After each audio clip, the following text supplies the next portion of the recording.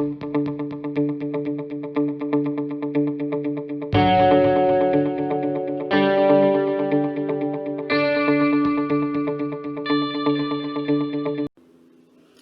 guys, welcome to Bookstream for Tweens. My name is Miss Leanne and I'm with the Fulton County Library System. We are excited about this new program that is going to be hitting YouTube every Saturday, Sunday, and then Friday. So we are going to upload 3 times a week for you guys.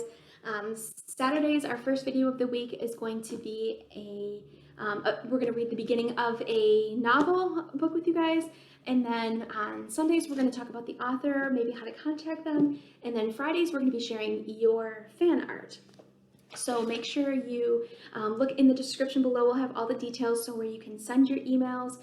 We want all of you guys to send in all of your fan art. Maybe not all. If you have like a whole portfolio, but just send in a couple fan arts for us. And then we will share them with you all on Fridays. So Fan Art Fridays is coming, so get ready. We have a couple days to go ahead and get those emails from you guys, so please do that. And I want to also ask if you guys would go ahead and like this video and subscribe. We are trying to get people to find us here, and we think this is a cool way to reach you guys. So definitely like and subscribe, and we are going to start our summer off with Rick Riordan Presents, and this is a Disney Hyperion book. It's Aru Shah and the End of Time, and it's by Roshani Chokshi. And this book is part of Rick Riordan Presents. It's a new series that he has with lots of different types of authors that are featured writing the books. So there's lots of different topics. It's not just Greek gods and goddesses anymore. So there's lots of fun stuff. So go to Hoopla. You can borrow this book right now for free with your library card. So do that, and it's summer reading, so we want you guys to all make sure you're registered for the summer reading program with Beanstack. All of the information is on fulcolibrary.org. You can click on the Beanstack summer reading button to go ahead and log in. If you don't remember your login information from last year, just reach out to one of your librarians and we will try to help you. But we want you guys to start logging all your books for summer reading. Summer reading is June 1st through August 1st. So you guys, we're already a week into it, so you probably already read books, so just get those logged and you will start to earn your little badges and stuff that way with Beanstack, so that's fun. So we will go ahead and get started. I'm going to read the start of Aru Shah and the End of Time by Roshani Chokshi.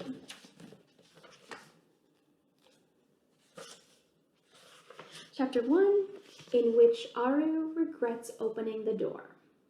The problem with growing up around highly dangerous things is that after a while you just get used to them.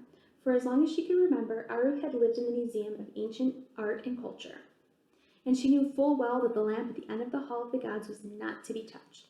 She could mention the Lamp of Destruction the way a pirate who had a tamed sea monster could casually say, "Oh, you mean old Ralph here?" But even though she was used to the lamp, she knew never to light it. That would be against the rules. The rules she went over every Saturday when she led the afternoon visitors tour. Some folks may not like the idea of working on a weekend, but it never felt like work to Aru. It felt like ceremony, like a secret. She would don her crisp scarlet vest with its 3 honeybee buttons. She would imitate her mother's museum curator voice, and people, this was the best part of all, would listen. Their eyes never left her face, especially when she talked about the cursed lamp. Sometimes she thought it was the most fascinating thing she ever discussed. A cursed lamp is much more interesting topic than, say, a visit to the dentist, although one could argue that both are cursed. Aru had lived at the museum for so long it kept no secrets from her. She had grown up reading and doing homework beneath the giant stone elephant at the entrance.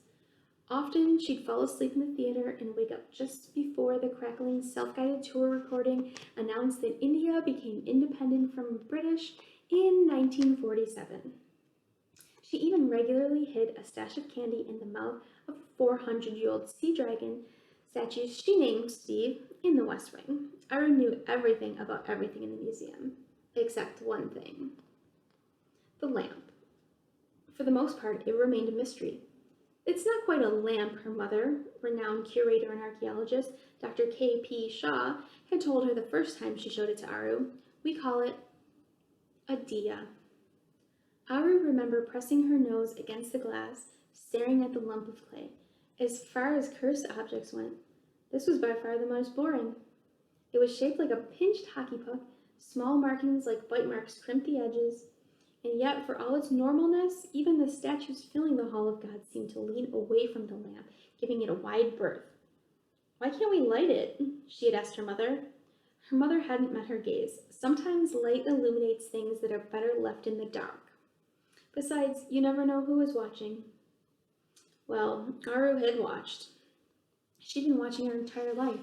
Every day after school, she would come home, hang her backpack from the stone elephant's trunk, and creep toward the Hall of the Gods.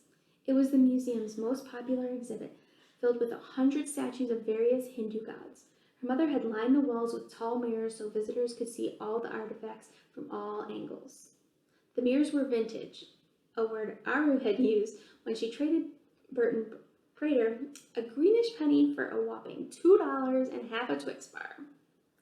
Because of the tall crepe myrtles and elms standing outside the windows, the light had filtered into the Hall of the Gods, always looked a little muddy, feathered almost, as if the statues were wearing crowns of life.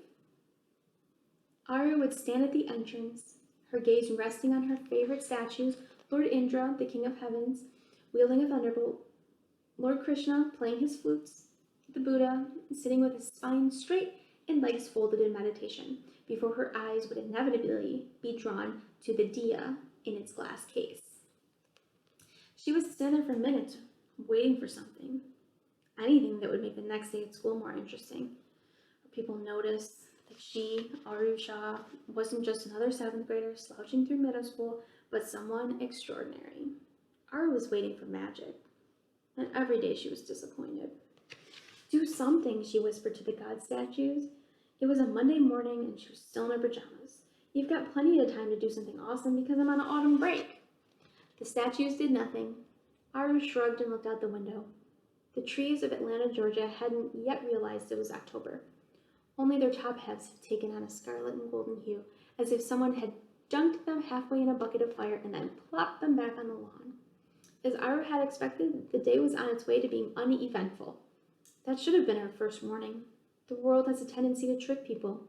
It likes to make a day feel bright and lazy, as sunwarm honey dripping down a jar as it waits until your guard is down.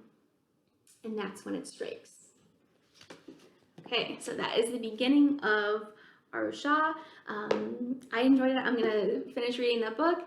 So make sure you guys borrow it and you can read it on Hoopla.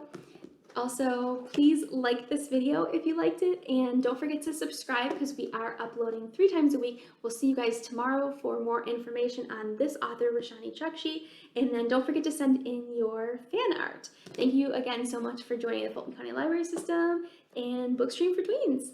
Bye!